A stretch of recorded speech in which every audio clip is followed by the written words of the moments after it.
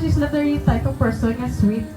But lately, may pa I love you na nasa ganun yan, nasa kisan.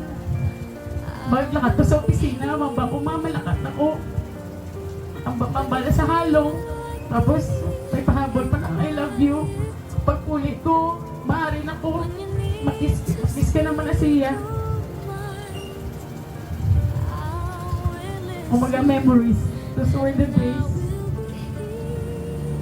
Tumawagin na ilaw ako sino ma. To times to cry through the win and lose it and try it. We'll be together, 'cause I will be here.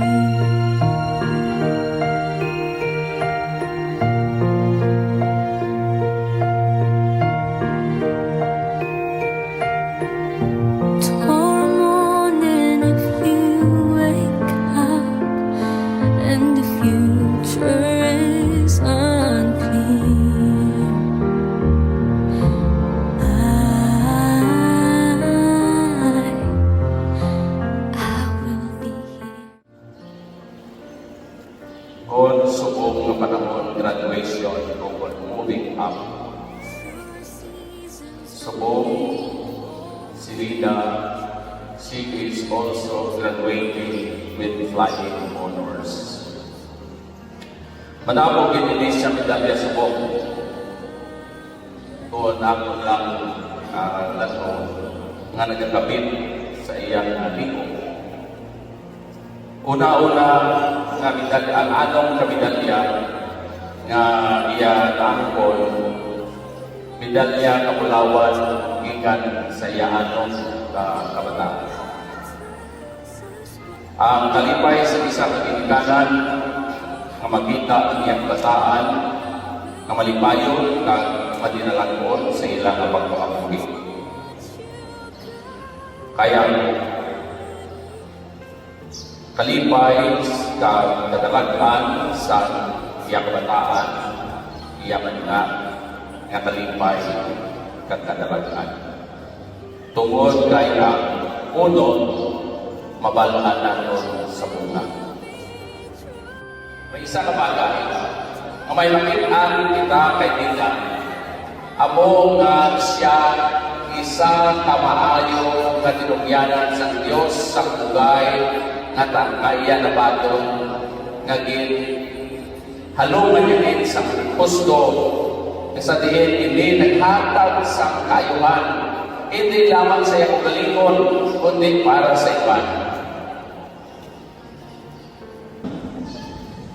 Importante man lang alin sa iya. Nagsiring siya how to be responsible and good steward of the talents and the abilities, gifts God has given to us. Sure, seasons are made for change. Our lifetimes are made for years.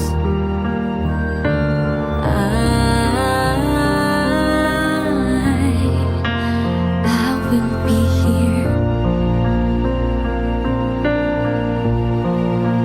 I will be here.